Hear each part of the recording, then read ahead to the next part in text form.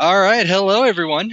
Sorry for a little bit of a delay. I think it's actually been more than 2 weeks since our last episode, but that's okay.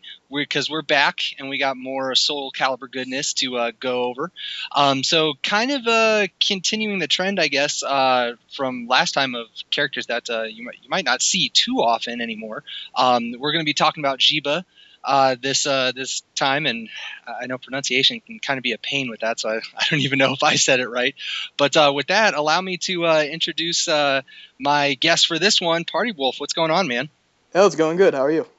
Not too bad. So I guess just to kind of start off, this is your first time on the podcast, so kind of give everybody, the 411, like where did you start? Where did you start playing, and kind of how did you get to this point in Caliber 5? All right. Um, my first Soul Calibur was Soul Calibur 2. I started playing when I was really little with my brother because he had a PlayStation 2. So whenever he wanted me to play, I would come over and play, and he would spam me with Raphael, and I wasn't too fond of that. And then he also got Soul Calibur 3 and did the same thing over and over again. And I didn't know how to deal with it because I was really little at the time. Mm-hmm. And then I didn't play Soul Calibur 4, but I play Soul Calibur 5 now, and I started off playing Xiba, and I switched to Patroclus, and then I started getting a little better, switched back to Xiba, and then I started getting a little better, and eventually I started to meet people like IRM, Jimbinator and Hates, Alex J. And then those are the people I mainly play with, and they've really helped me get a lot better at Soul Calibur in general. And so I have a lot to thank for them. So I have to ask then, because I definitely wasn't little when Soul Calibur 3 came out. How old are you? Are you like I am 17. teen? Oh God, so youngins on these podcasts. It's crazy. Um, well, okay. So forgive my ignorance. Where are you from? I am Where are from you located? Florida. Florida. Okay. Man, Florida is like a hot spot for Caliber. I know there's like historically speaking too. There's been a lot of big name players from Caliber. Yeah, So definitely. what made you like pick Xiba? What about that character appealed to you? Um, well, I liked playing Keelik in the older games, and so I figured he was the closest thing in this installment. And as I got better at the game, he has a lot of good stuff like good movement, good step catchers, and safety, and with his lows. And that's where I really like the character as opposed to Patroclus. Gotcha.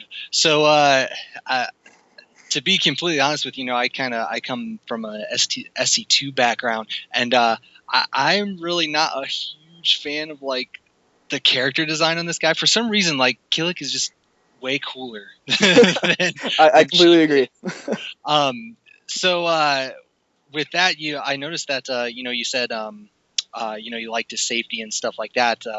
We might as well just jump into the strategy. Because a question immediately jumps to my mind. When we had the Maxi podcast, Hates immediately jumped out and said, "Okay, go big or go whiff cast."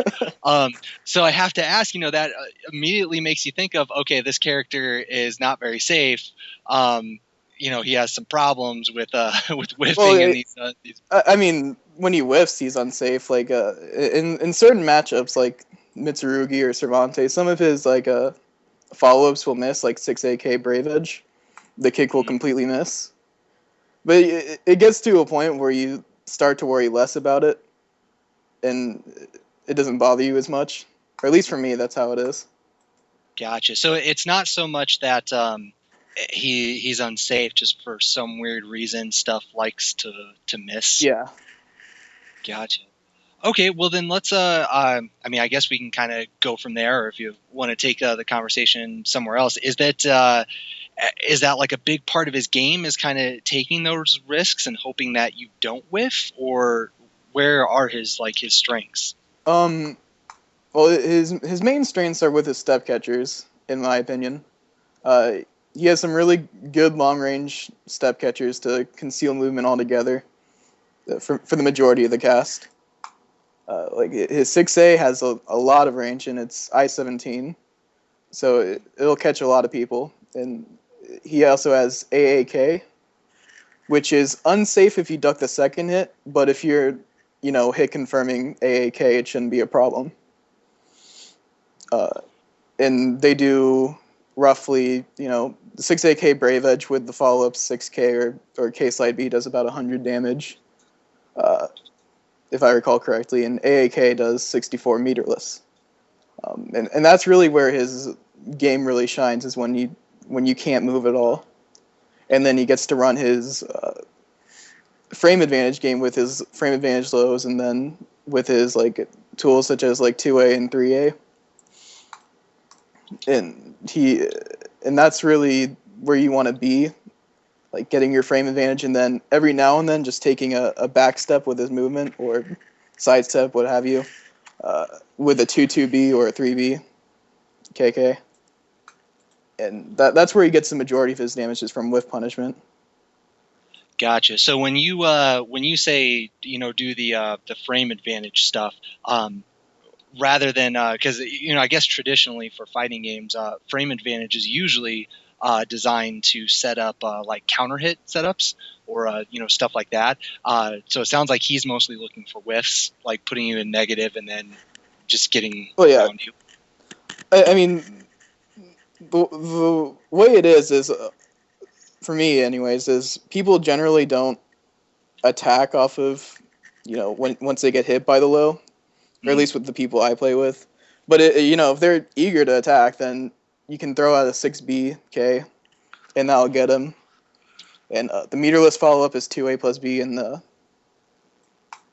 sometimes A plus B depending on the character. And you can do the Brave Edge version that does plenty of damage. I don't know off the top of my head. Yeah, you mean the Brave Edge of A plus B? 6B. 6B. Okay. Sorry. No, that's cool. Okay, so again, you have to forgive my ignorance. I haven't messed around with this character too much. So 6B, and then you do a kick. You do a kick, and then the Brave Edge after that? Yes. Okay. Then you'll do like a head slam. Interesting. Now that so that's not all guaranteed, right? It's just only on counter hit. Only on counter hit. Okay. So that's where you get people when they try to do disrespect buttons. Gotcha.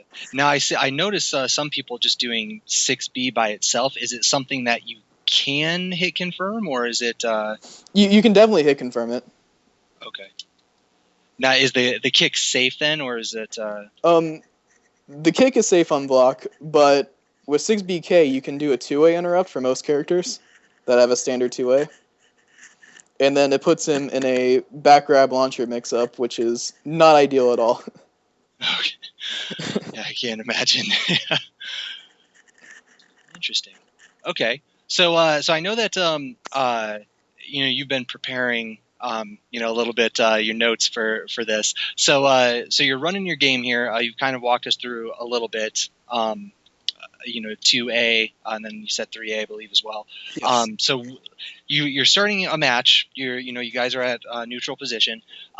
So what are you focusing on? Like what are your first couple moves, or like lay out those options for us? Like what are you trying to do? What are you trying to accomplish? And yeah. Well, at neutral you can do long range harassment pokes like single A, which is +2 on hit, or you can do like at a long range you can choose to do single B, but it is kind of slow and sluggish. So if you're out of range, generally what I do is I'm doing A and then moving around off of that,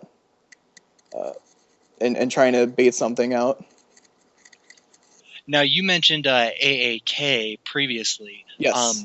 Is it usually range dependent on whether or not you're going to go for that and see if you can catch a counter hit, or do you usually prefer just the single A? If I can get the whole string down, like, and it'll all connect, I'll do it if I can hit confirm it. But if I'm having an off day and I just can't do it at all, I'll do single A for frame advantage and then work from that. Gotcha. Now you say if you think that you can get the whole string, now you can't hit confirm from the first A, right? You have to do AA and then hit confirm the K. Yeah. Right. So what influences your decision to try to go for the AA or just stop at the single A? Well, generally, if I see it moving, I'll go for the whole thing. Like if they're really in love with movement. Mm-hmm. But if it's kind of iffy, like if they could move or they can't move, I play it safe and just do single A, since you can duck the second hit. But I mean, if they're not ducking the second hit, then there's no point not to. Gotcha. Unless you'll be at disadvantage on normal hit. Gotcha. So so it doesn't jail then at all after the first Right. A. Okay. Interesting. Okay, so we got the long range stuff. Do you typically stick with the long range pokes until you nab one, or are you finding other ways to get in, or is that like not even his thing, or you want to stay away? Well, it's somewhat character dependent. Like if they're a slower character, then I would want to go in and hit him with frame advantage lows or 2As or 3As, because those are his frame advantage pokes up close. You can do 6B also if you want to try to go for that reverse mix up.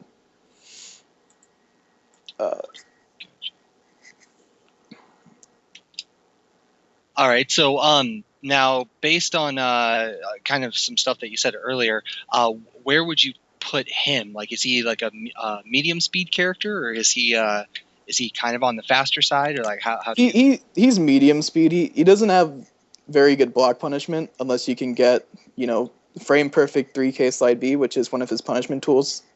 It's I-16, but slide inputs are kind of hard to buffer off block stuns. Mm-hmm. And as a Cervantes player, you probably know that. Yeah, they can be a pain sometimes. All right, so then kind of like walk us through that. Like it kind of sounds based on what you just said that a lot of his like what you're going to be doing in a match is character dependent. So kind of walk us through that that mindset. Like I guess like what sort of characters are you doing X against, and then what sort of characters are you doing Y against? All right, so a character like Patroclus that doesn't have, that's kind of quick, doesn't have the greatest range, but really makes you struggle up close. You don't want to be up close in that situation. Like you would want to run away whenever you get the chance, because he has pretty good punishment, can outframe you a lot of the times. So you're just going to mainly go to try to bait something stupid, or take a huge risk with Remembrance if you feel like it, which is his auto GI, and one of the better auto GIs in the game, because it GIs horizontals and horizontal moving kicks. Like for example, Patroclus, his 1K will get auto GI'd, which is really nice if he's trying to build up an offense. But the downside to that is, it doesn't GI vertical, so you can get stuff like 6XB if you guess wrong. But you get rewarded heavily if you have, meter. You get like Remembrance B, 6BK Brave Edge. Okay, Remembrance B, and then you said 6B Brave Edge? Yes.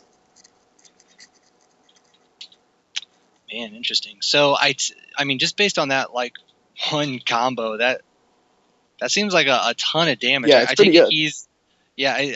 In general, is he pretty beefy on the damage, or is it like just certain situations like catching a counter hit? He's beefy on the damage if like his more unsafe stuff like A plus B, or Remembrance.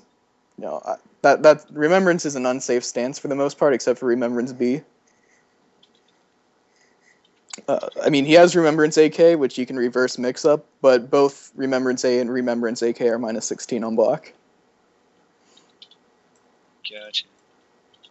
Interesting. So, do you find yourself doing Remembrance a lot, or is it just one of those character specific? It depends on the character. Like if you're fighting Astaroth, there's really no point. All right. So now Astaroth, I presume that he's a character that you want to be in his face most of the time. Yeah, just like hit him with 2Ks and just fast pokes, just like most characters. Gotcha. So it seems like he can do one of two things. He can either kind of play an evasive game if the character is faster than him, and then he can kind of play a harassment game. Yes. If the character's slower. Now, is that what's the best way to ask this? Is that I guess a universal rule to him, or can you actually go back and forth like regardless of the character? You can go back and forth regardless of the character, but in some matchups it's more profitable to do one option over the other. Gotcha. Okay, so we're talking about Patroclus, and he's a little bit faster. Now, does I guess if you have a character like that, and I guess we can take an even faster character like I don't know, Alpha P or Pyrrha or somebody.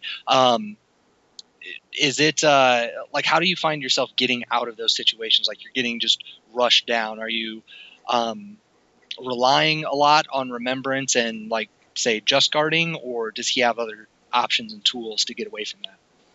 Well, Remembrance and just guarding can be very useful, but if you're having trouble with either of those, you can always fish for counter hits with like 3AB, which is a knockdown, and then work from that to play an evasive game, or like if you can go for like a 3B KK, then that would be a good knockdown to work with.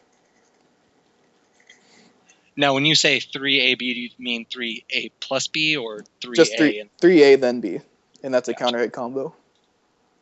Gotcha. Are there any guaranteed follow-ups after that, or just knockdown? Just that, unless you hit a wall.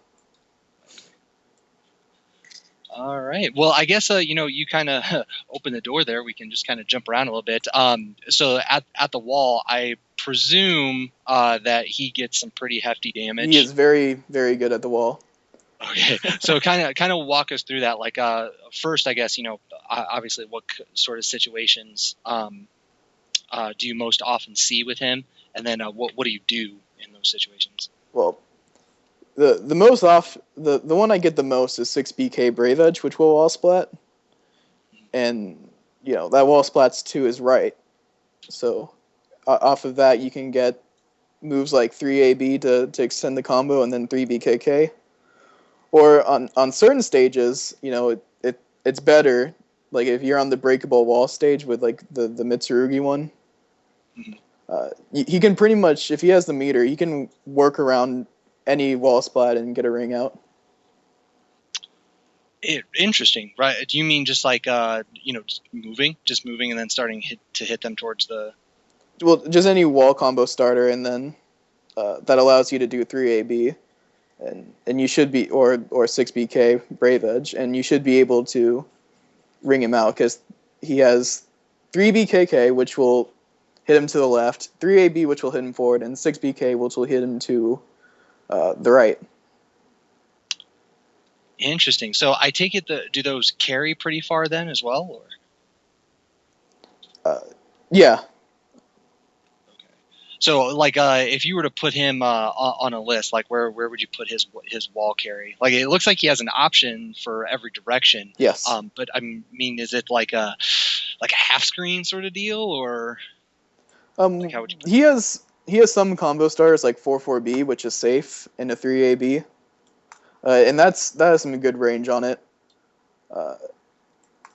He also has, just normal 3AB, like on counter hit, and that'll have some. It has a bit of range, like a medium range, I would say, for wall combos. He can 3BKK wall splat, but that doesn't really get him anything. And generally, another wall splat that I'll do is 2-2AB or 6BK Brave Edge or 6AK Brave Edge. Gotcha. All right. So, like in general, like how would you characterize, I guess, his wall and ring out game? Because it seems like he's pretty versatile and he has all these different options to hit you from different angles. But at the same time, I'm sure that there's characters that push farther than he does. So what sort of grade do you give his wall ring out game? I'd say it's really good, one of the better ones in the game, just because of what you can do with it. Gotcha. Now, do you find yourself getting a lot of ring outs? Is he good at setting or ring outs or wall splats? Is he good at setting those up, or are they kind of difficult to? He has a lot of ring out setups. Like he has A plus BB if you want to risk it, and it pushes them forward a lot, and it'll ring him out over half walls. And he also has the 4-4B 3AB combo. He has 3 BKK, 6 BK Brave Edge counter hit. And he has 4A, which is a tech stepping horizontal that's minus 13 on block and it's high, but it will ring out to his left. And that can be useful if they're not ready for it. Gotcha. Now 4A, that he ducks a little bit too, doesn't he? Yes, there's a little bit of tech crouch on it. I know I've seen that before and gone right over it, so I just wanted to make sure it wasn't something crazy goofy. Okay, so with that, man, I had a question. Oh, I lost it. Brain fart. Oh well. Darn. Okay, so we got his wall and ring out game. Now, I guess we haven't really talked too much, about his weaknesses. So depending on the character, like you mentioned, you're either moving around and trying to keep space, or maybe you're up in their grill and doing those frame advantage traps and whatnot. So since he's in the middle speed wise, what other sorts of problems or issues do you have when you play this character, and what are your solutions to getting around those? Well, his block punishment can be a problem. If someone's throwing out minus 12 or sometimes minus 13 with pushback, he can't really do anything about it, or minus 14 with pushback. Because the most he gets is like a 2A off of minus 14 or a 3A. But I like 2A better, but it puts you in full crouch, so some people might not like that. Mm-hmm. And then when you get to around I-16, he starts getting 6B or 3K slide B, if you can do it, which I can. I wish I could. So since he kind of has that little bit of an issue with block punishing, I actually have two questions. First, do you find yourself just just taking the frames and doing what you can with it, rather than trying to risk a punisher like a 3K slide B, and then second part of that, how do you think that impacts his overall game? How far, I guess, does that drop him, or how much of a problem does that pose to him? Well, if you miss a punish for 3K slide B, there's always the situation where they don't know how to punish it, because it is minus 18, but it gives a lot of characters access issues for their verticals to where it will just completely miss. So if they're ignorant on that, then you can take advantage of it. But if they know how to punish it for their character, then I generally force a mix up, and this is what I generally do anyways. Just take the plus 16 or whatever and put them in an uncomfortable position. Gotcha. So even if you can get a punish, you're still usually opting to just take the advantage. Yeah, because I don't like risking it personally. Gotcha. So how does that impact your game? Like, let's say somebody knows that, and they're like, whatever, I'm just gonna keep doing all this, crazy punishable stuff, but I know he's not gonna do anything about it. So, is that a huge disadvantage for him, or is it how do you see that? Well, you can bait that sort of thing. Say a Natsu player likes to do I don't know, a 6-6B. Mhm. or a P that likes to do 3B, and I'm just getting 6B punishes. You can like bait those into verticals and just take a risk and sidestep them for like a really good punish. Or you can attempt it, but it does still carry risk. Or you can just try just guarding their options and then getting a launcher no matter what for their unsafe moves. Now let me ask you this then. Obviously, no one can tell the future, so you don't know whether or not they're going to do something. But Right. let's say that you kind of have a feel for your opponent. There's 50-50 chance that you think they're going to do this. Like what's do you prefer to go for the sidestep, or do you prefer to like maybe play it safe and just take the block punishment, or take that block advantage that you'll be getting, or do you like to maybe do the option select just guard? Like how do you normally approach that sort of defense? Well, characters like Algol, where they have like these neutral setups to where they can outframe me, I'll option select just guard. And if it's a character that likes to do unsafe stuff, then I'll try to block it and force a mix up if it allows me to. It just really depends on how I'm feeling with the player. Like if Gotcha. So does that is that one of those things where you think that because I know characters can kind of be broken up into two different categories, and it's more like what do you want to call it? Damn, why am I blanking out on the word? Oh, it's gonna bug me. Like a pendulum, what a pendulum would swing on. Anyway, I'll try best to describe it without actually knowing the word. But you're like on this range where some characters fall into very, I guess you could call it like a technical or character based sort of style, where as long as you have the knowledge, you just kind of do your whole flowchart thing and you'll be fine. And then on the other end of the spectrum, there you go. Thank you, fucking remembered it. But okay, so you have the spectrum, and that's on the one end, and on the other end, it's a lot about reading your opponent. And just kind of having a feel for what's going to be coming at you. Now, no character is on one extreme or the other. Usually, they just lean one way or the other. Now, for him, it seems kind of like he leans towards the end where you kind of have to feel out your opponent and just kind of do that sort of stuff.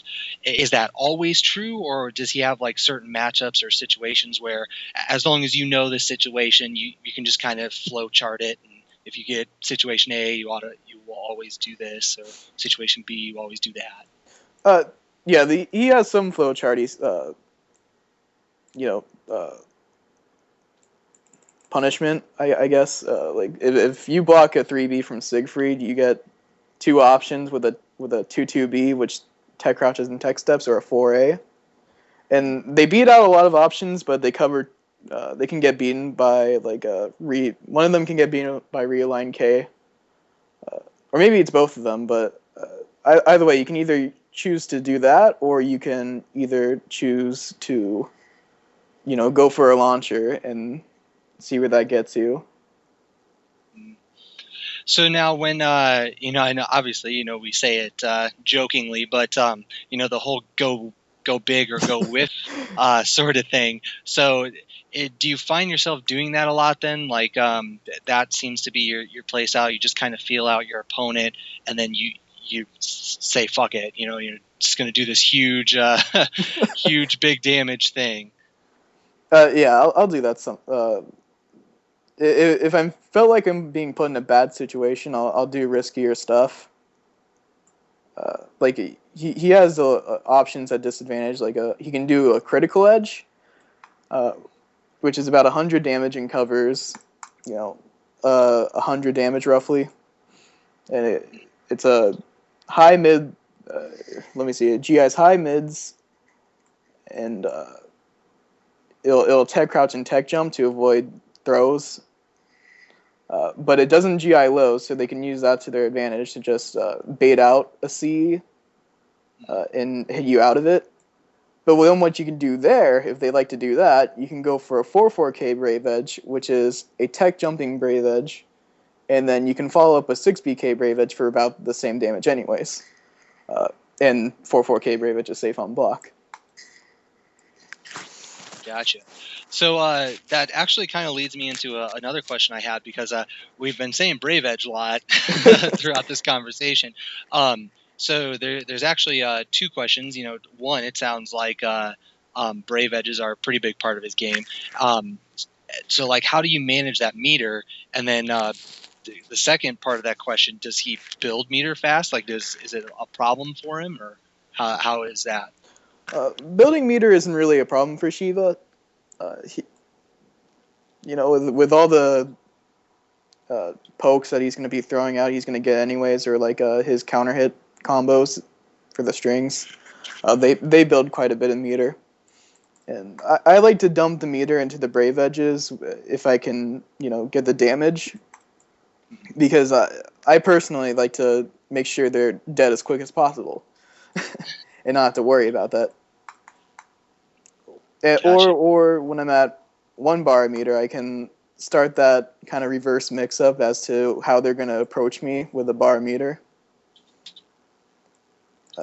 Because they'll either try to do they'll run up and guard, or they'll do some lows to avoid the critical edge, or they'll be really aggressive and not care and try to bait out 4-4K Brave Edge and whiff punish, or if they can just guard it, but it's a difficult just guard. So they're either going to be really turtley, or they're going to be on an offense that's obvious, or an offense that's not obvious, and you just kind of work from that to see how they're going to approach it. Gotcha. Now, I presume then that you're, based on what you just said, that guard impacting really isn't a big thing. I mean, I would automatically assume not, since he kind of has, remembrance, which for the most part does the same thing. And then, of course, his critical edge, which is also, going to do a lot of GIing as well. Yes. So I take it, is it one of those things where it's you still do it, just rarely, or is it you just might as well not do it? It kind of depends on like your position. Like if your opponent's to a ring edge, then they're in like a life or death 50-50, which is always nice. But in general, he has auto GIs that cover everything that he wants to do. Like you can either do remembrance and wait for horizontals and just keep on moving to try to bait horizontals and whiff punish verticals. Or you can go for your critical edge, but that has risks to it. So it's really just how you. Honestly, like if you want a GI, I don't think it's a bad thing, but you do have these options that work very well. Gotcha. So I did kind of continuing the Brave Edge discussion, sort of. I also wanted to ask a little bit about his combos. I know at least a few of them that you've already mentioned. Brave Edges play a pretty big part of that. So the question is twofold. One, just kind of give us a few examples of some typical combos that you might run into, and then is it one of those things where Brave Edges drastically affect his combo potential, or does he still get pretty decent damage even if you don't have meter? He gets decent damage if you don't have the meter, but you get really good damage if you do spend it. Okay, so like give us some examples of some just some basic situations that you find yourself in a lot, and like what that combo would be. If I get an auto GI, I'll do Remembrance B, 6BK, 2A plus B. But if I have the meter, I will always spend it for a bit more, just because in general, I think it's better to do as the character. And he also has 4/4K Brave Edge, and off of that you can either choose to do the 6BK or the Brave Edge version of that. I guess it's mainly whenever you get like a 6BK follow up is what you choose to do. Mm-hmm. But at wall combos, you always want to do it for the wall splat. Gotcha. All right, and then let's see. Oh, I was going to ask also, since we were kind of talking about it, like just with advantages and poking and stuff like that. On the opposites, end of that discussion, you have guarding, obviously. So like how is his guard break game like if they're point, if they're on with their defense and they happen to be blocking or at the very least blocking what you're doing, does he have any like really good options to break guard in a reasonable amount of time, or how does that work? He has pretty decent guard breaking tools. He has 4/4K, just the normal one, which breaks at 9. He has his 4B that breaks in 11, which is safe, so you might as well do it. Hold on, I think I looked at the wrong move in the frame data. I looked at 4/4B, excuse me. His 4B breaks in 8. Yeah, that sounds better. And he has his, just normal 3B that breaks in 11 also. And he has a full crouch A plus B, which is this 2-edged string that you can combo into 2A plus B. It's safe on block and it breaks in 6. But it is sidesteppable to one direction if they know how to do it. And he has also 33 KB, which breaks in 7-ish. And that's safe on block also, but you can sidestep it if you're a small little girl. And that can be bad. But for the most part, his guard break game is pretty good. His K slide B also does some good damage to the guard. And when trying to save your guard meter, he has some pretty nice options. Like he can do chip damage with 6B, or like A, or 2A, 1K. All of those do decent chip damage to the guard meter without breaking it. Nice. So now I know some characters are pretty good. Like God, what, I always forget her fucking name. Shenghua. Why can't I ever remember her fucking Leisha, thank you. God, like every time I see her, like she looks exactly the same. So I'm like, oh yeah, Shenghua, that's X, of course, duh, yeah. But yeah, Leisha, I know. Like some characters run their game kind of through that guard break thing, where they're doing their annoying, obnoxious harassment, but at the same time they're chipping away at that guard meter. Now I presume that he's not in that category, but do you find yourself like able to do that? Like if they're assuming that they're not just guarding and making your life hell, and that they're just blocking. Do you find yourself getting a lot of guard breaks? Can you kind of rely on that with any sort of consistency? I personally don't get it that often, but I do get them. Another thing I forgot to mention is that he has some remembrance transitions where you can do remembrance B, and that'll do damage to the guard. It breaks in 10. So with a combination like 3B into remembrance B, you do some pretty nice damage if your game's revolved around that, and they don't know how to punish it. But guard breaking in general isn't a huge part of his game. It's not a huge part. It's more just like making them not move and allowing yourself to move while revolving around auto GIs, your frame advantage lows, and and some counter hit fishers. Gotcha. So kind of continuing that topic of defense. If somebody's kind of turtling up, how is this grab game? Because we haven't really talked about that too much. He has a normal damage on throws, and he has some pretty good range. Does he have any special throws, or is it just standard AB? Just standard. But the 3A plus B and 1A plus B, those are attack throws. So when they hit, it does like a grab animation, but it's like a mix-up to where you can break A or B. 1A plus B or 3A plus B, 3A plus B being an A break, and 1A plus B being a B break. And the nice thing is if they break it, you're still at +4, so you can work with that. By doing now, I know at least if you're playing against Xiba, I know that that's a pretty important distinction to make because I don't know if the 1A plus B rings out, but I know for damn sure the 3A plus sorry, I got that backwards. The 1A plus B is the one that rings out. Yes. And then the 3 does not, or I don't know if it does or not, but like I know that for that's a pretty important distinction because you don't want to get rung out by that.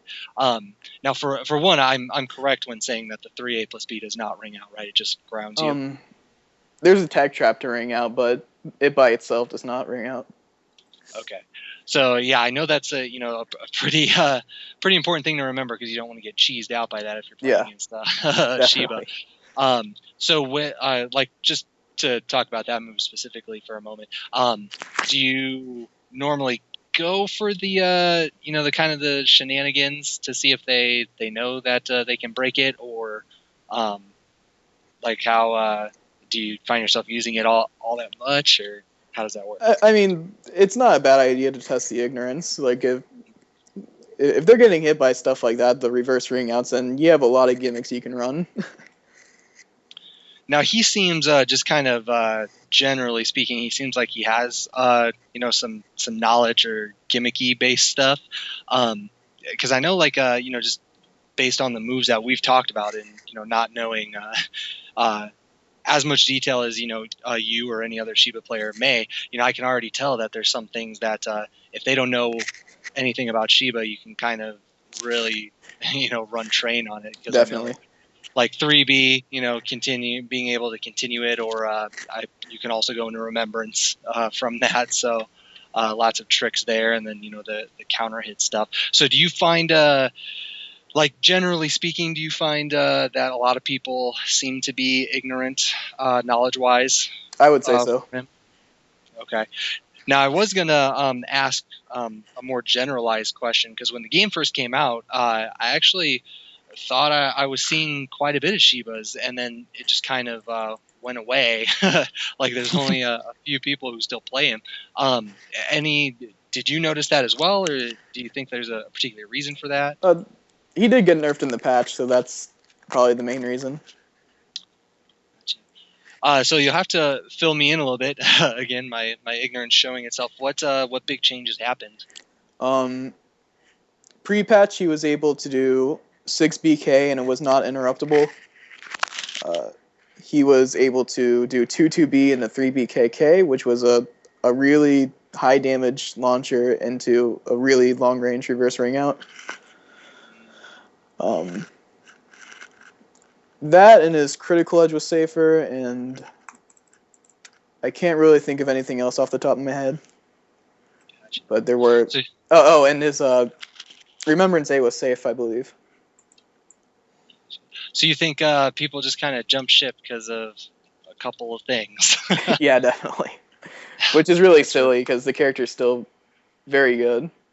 Yeah, I mean, he seems pretty good. I mean, I'm sure he struggles, with the same matchups that a lot of people struggle with, like Pyrrha and whatnot. But yeah, I mean, he seems pretty strong to me. And I mean, especially, I keep saying go big or go with. There's a lot of high damage stuff that he has access to. Yeah. So I guess I'm kind of running out of questions here, but is there anything that that we haven't talked about that you have noted down or that you think is important for this character? Um, One thing I'd like to mention is he has really good tech jumps that can mess up some combos, like and avoid stuns launchers or most launchers. Like he has 1K, which is a poke that's minus 10 and neutral on block, so only like a select few characters can punish it. And then he has Jump A, which is this this horizontal that's plus on hit. It is plus 2 on hit and minus 8 on guard, so it's pretty good to use. He also has this Jump B, which has a weird tech jump because towards the end of the move, it doesn't have a tech jump at all, and it looks very odd to get grabbed out of it while you're in the air. But, you know, when it does tech jump, it's pretty good. It's neutral on block, so you can, you know, you can run some like CE gimmicks off that, because it is a neutral move and people like to attack off of neutral. And it breaks in 15. He has. Go ahead. Okay. And he also has his Jump K, which is minus 13 if you do the 9K version, and it's plus 6 on hit, and it does a lot of damage, and it has clean hit. It's very good. And that's his main tech jumps. I was gonna say, you mentioned the CE gimmicks. I'm almost wondering, like, the CE, just kind of based on what it does. Like you said, you can do lows and other stuff to get around it, but it almost seems like any sort of weakness that he has to faster characters in any sort of rushdown game, that all you have to do is kind of be willing to kind of show them that, like, listen, I'm going to throw this out if you keep being a punk and staying in my face. And that kind of solves, not completely, but, kind of put that fear in them. Yeah, like, it makes them reevaluate what they're doing. Yeah, because I know that, I've eaten that CE a few times because, you're just like, it's cheesy. Why? You're not going to do that. I know you're not going to do that. And then it happens and you eat it. But, so I noticed, what was the term you used? I think you reverse mix up. I think is what you put. It's sort of like that, where as long as they have the fear, and you don't have to do it a bunch, just kind of remind them that it's there, and it can affect the flow of the match. So I always like those kinds of options because it's something that it's a bit riskier, but at the same time you don't have to abuse it. Just use it once or twice, let them know it's there, and it can greatly help your game when you're playing against somebody. And sorry, I don't know if I cut you off or if you had anything. Oh, no, it's fine. I think I covered everything. Tech jumps. All right. Well, looking over my list here, trying to think of some questions. Oh, something I was going to ask about because we sort of glossed over it a little bit. Kind of his Oki in general. Because I know you've mentioned that he has a couple of tech traps. I can't remember if you mentioned anything specifically, but like how is his Oki? Like, does he have a lot of tech traps that you have to worry about, or? He has a few. Like, if you're teching off of like a 3A plus B, he can 3BK you for a lot of damage. And if you just sleep, it's not really that bad of a position. Not a bad position at all, actually. But he gets 6B, and it pushes him back a bit to keep him in his ideal range. And he also has, what else? I know 6BK counter hit has a tech trap to where you can do 2-2B. And that's very useful.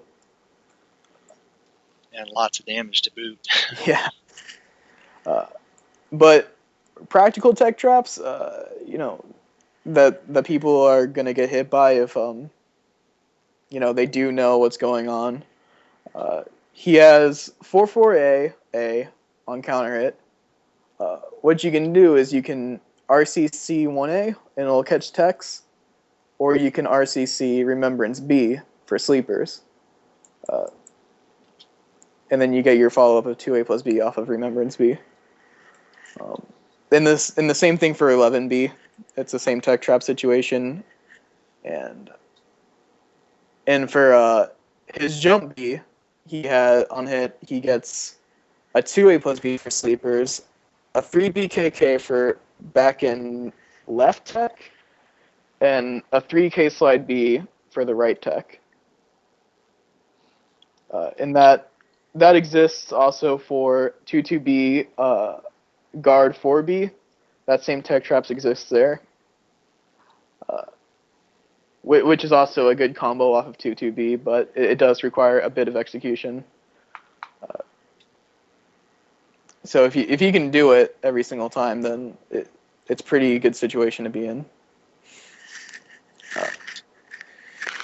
And he does have guaranteed follow-ups off of that tech trap. He gets a 6B guaranteed no matter what. So in case you're scared to do anything. Based on what you said, what you just said about a little bit of execution, I noticed kind of throughout this conversation that it seems like, I don't want to say he's brainless or anything, of course, but it seems like he's a pretty simple, easy character to pick up. You don't really have to worry too much on being execution heavy. Obviously not an alpha pat or anything close to that. And you can just kind of nothing like really fancy that you have to worry about and be able to do. Do you agree with that, or do you think? I definitely agree. He's pretty low execution for the most part. He only has one just frame, and it's off of the wall raising K. The Brave Edge can be a just frame where if you hit A+B+K on the last kick, he does a just frame for 6 more damage, and the stun on the ground's longer. Okay, now the wall raising K just frame. Now I see 3 kicks. Is that right? Yes. Okay. Yeah, that doesn't seem like very hard. I'm just kind of mashing. Well, there's one where doing there's it a wrong. flash at the end. There's a what? There's one on the last kick. If you hit A+B+K, he says some dialogue and he flashes white. You should be able to see the difference if you're getting it. Well, I see. When you say a difference, you mean there's something like 2 Brave Edge versions, one where he flashes white, or like it just. There's a normal one where it just looks like a normal Brave Edge, and there's a Brave Edge where he flashes yellow still, but he also flashes white, and he says some dumb dialogue. Yeah, I don't know if I'm getting the white one. Probably not if I don't think that I'm getting it. I mean, you can preview the move list, and it should show you under the. Man, I'm gonna do it. All right, I'm gonna do it. I'm gonna get it. But anyway, so yeah, okay. Well, that's always a good thing. I'm I know some people disagree with this, but I actually like there being a pretty good balance between execution and the mind game, the Yomi of a fighting game. Mm-hmm. And some people, which I can understand the argument, they think that execution should be a large part of the game because it is a video game, just like a sport. If you're not very athletically talented, you're not going to be good at the sport. So the same sort of logic can apply to a video game. But I personally think that characters for the most part should be somewhat simple to pick up. It shouldn't be like Korean StarCraft players sort of level, where in order to be good at the game. So that way you have the mind game working a little bit more. But that's just me being preferential to mind games.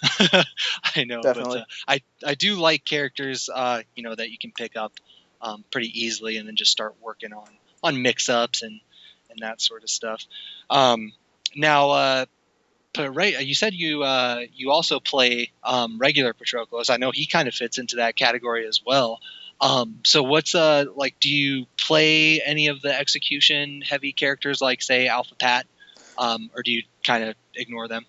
I can do some just frames with Alpha Pat, but the thing I don't like is when the execution is rewarding me more than what I'm actually thinking about. Mm-hmm. I don't think execution should be your reward for winning the game. like to bump your game up just because you can do adjust frame. Like, I don't think I think making better reads should be the reward than being able to do adjust frame or whatever. I'm with you on that one. I completely agree. Although I will admit, it's really fun watching woes just go nuts. And Yeah. like everything is adjust frame. It's fucking crazy. But anyway, so back to Xiba. I don't know if I have any other questions. I think I covered everything that I was going to ask.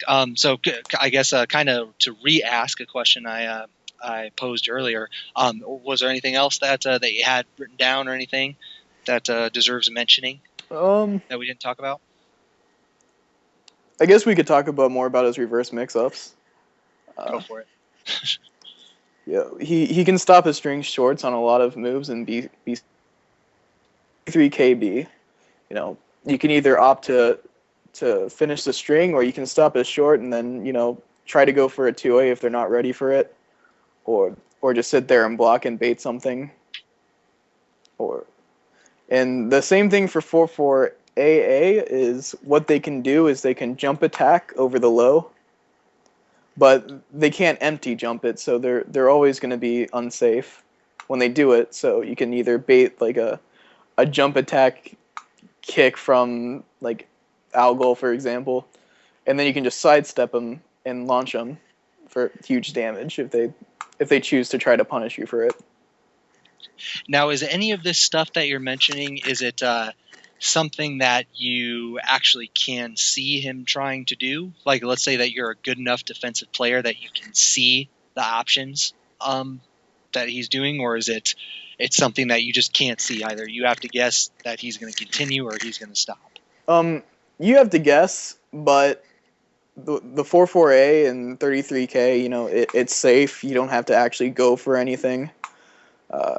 There are some jump attacks that are pretty slow that I assume you could step on reaction. But, for like a faster attack, like a jumpy from Pyrrha, you're going to have to make a guess on that.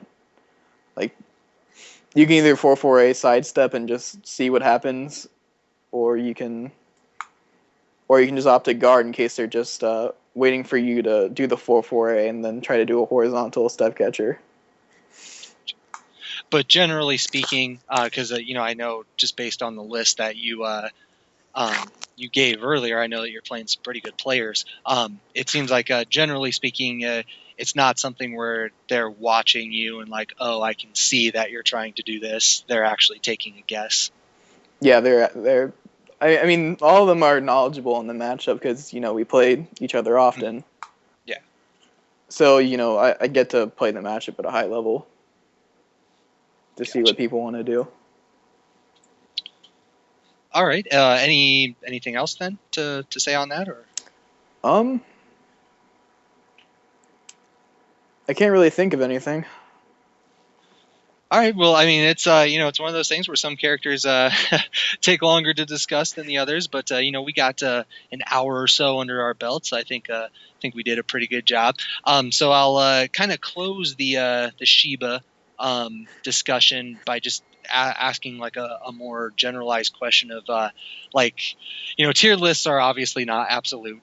They move around as the game progresses and the metagame changes, but do you think he's a character? I guess first of all, where would you put him on your own personal list, and then second, is he a character you feel can compete against any of the characters, or are there maybe some matchups where he's just really, really at a disadvantage? Well, I don't think he's a bad character by any means. Like, he's not low tier, as some people might try to explain to you. But I think he's a solid character. I would say, mid tier. Maybe if more things are discovered, he could get better. But I think he's decent. He can compete with every matchup. But so there aren't any characters out there where it's just a big time uphill battle for him. Natsu can be if they play it right, just because of how fast she is.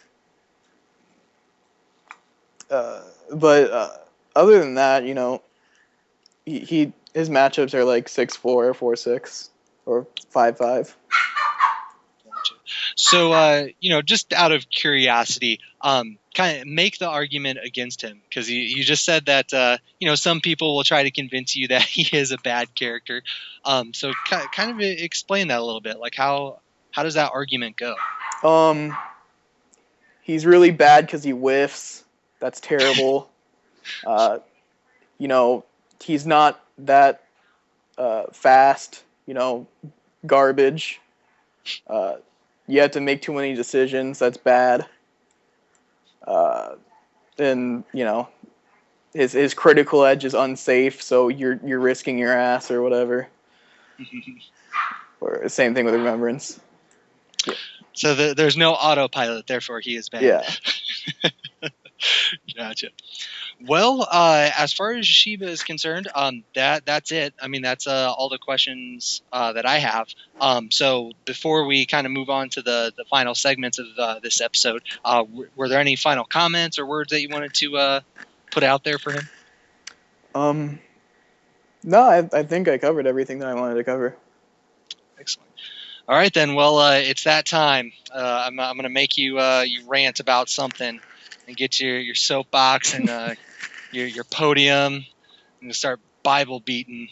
So kind of tell us what makes Party Wolf so angry that he actually transformed into a wolf and eats little babies. Recently Soul Calibur 5 came out as a digital download, and there's a thread up on the front page, and some douchebags like to say how this is unsupporting because they're not actually working anything with the game. They're just trying to make money. That's all the purpose is for. But they're just talking about how the game's not good in this thread, just because of this this not even a bad thing. It's just a digital download. It's acknowledging that we're still here, that people want to play their game. But here's a post. They realize the game is dead because of their inaction, but they want more monies.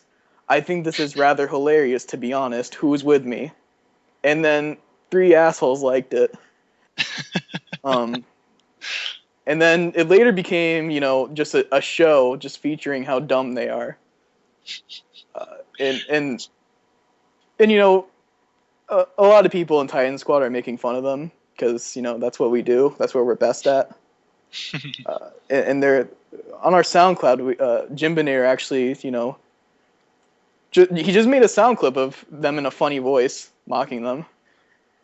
And that's really all there is, and it's pretty great. So just to be clear, when you say digital download, you mean just being able to download the game from like the PlayStation Store? Yeah, like just the store and get for like $20. Weird. I don't even and know that's why a bad thing. Yeah, I don't know why you would complain about that. That makes no sense to me whatsoever. Like, I don't know, maybe the price drop, but even then, the game's been out, what, year and a half now? Yeah, right? Just about. Yeah, so weird. That's that's goofy. All right, anything else to add to that? With being dumbasses, or we'll make videos about you. So you've been warned. Oh, funny. Yeah, that's a really weird thing to be up in arms about, because everything is going digital download, and I mean, discs are just they're going by the wayside. It's just the way it is, and with all the next gen consoles that are coming out, I mean, the vast majority of that is going to be digital download. So yeah, that's such a weird argument to me. But oh well, haters gonna hate. What are you gonna do? So, all right, well, if that's all you got for the rant, I guess we'll kind of close out with shout outs and everything. So I do like to, as aside from, my very typical goodbyes, I do like to give my guests, the final word. So if you have anything to throw out there, or any, even if it's off the wall topics not related to Soul Calibur whatsoever, the mic is yours. Whatever you want to say, go ahead and say it. Shout outs to Titan Squad for being the greatest squad on the internet.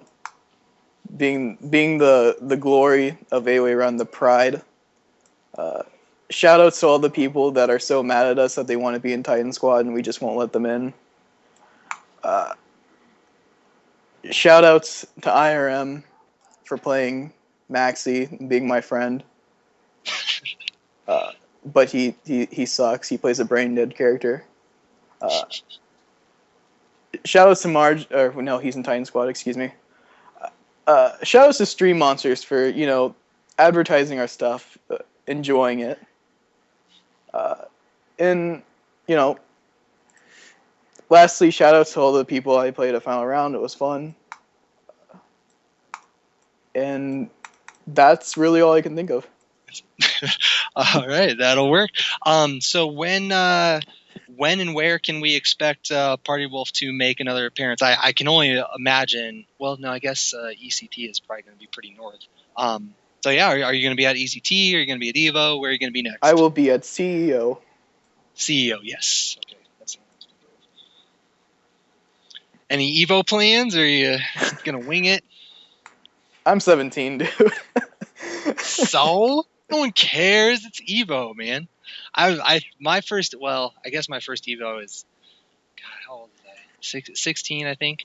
I'm trying to remember how old I was when they moved it to Vegas. I want to say I was 19. I know I was under 21, but what happens in Vegas stays in Vegas. As long as you know people over 21, that's all you need. I mean, I'm not advocating anything. I'm just throwing that out there. I take it then by that statement that you have not been to an Evo yet? I have not. Gotcha. So is that the only thing stopping you, just because you're not 21? That and it's a lot of money to go to Vegas from Florida. Bullshit. That's a lie. Every big city, like even non-big cities, have special flights to Vegas. It's a lie. I don't think you've been looking. I don't think you've been looking at all. I have not.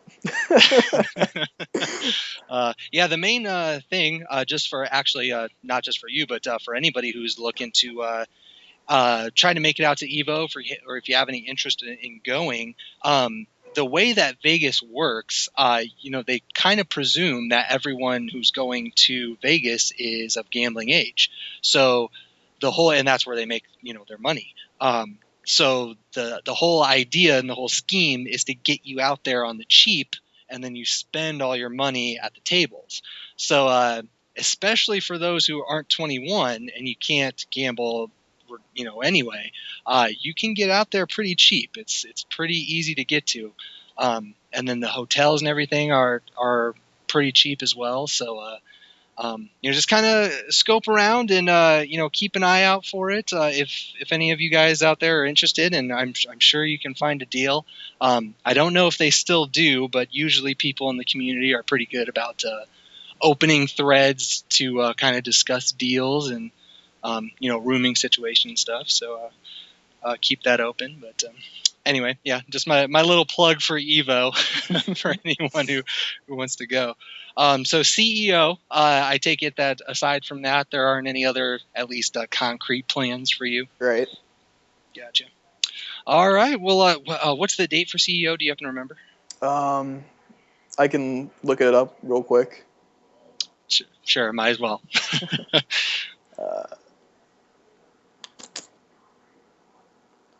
CEO will be June 28th.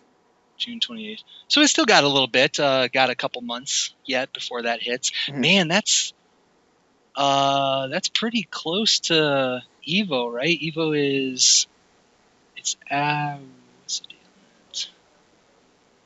Pretty, man, maybe I'm just looking at it wrong. I thought it was in July, but now I gotta look that up. Because I believe if I'm not mistaken, that CEO is the last qualifier before Evo.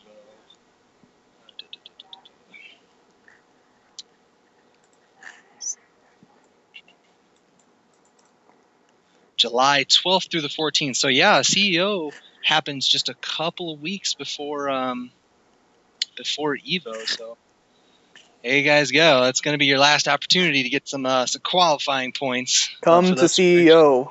Yes, go. I know you guys. I've never personally been to a CEO. I actually would like to make it down to a Florida event at some point because I know quite a few people down there. But I know at least production value wise, CEO has been pretty good. So yeah, for anybody who can make that, definitely go out to that. Show your support, spread the love a little bit. So with that, yeah, that's it. We did all of our unpaid advertisements for these tournaments. So I think that'll be it. So nothing else for you. No other comments or anything you want to throw out there before we say goodbye to all of our listeners. Thanks for having me. No problem. Thanks for coming on. So with that, thank you everyone for listening. We're still trucking along on this list here, and slowly whittling it away. There's actually not too many characters left on here, and as usual, if you have any comments or suggestions, just throw it out there. But with that, yeah, thank you, Party Wolf, for coming on, discussing some Xiba, and thank you everyone for listening. And we will catch you guys later. Have a good one.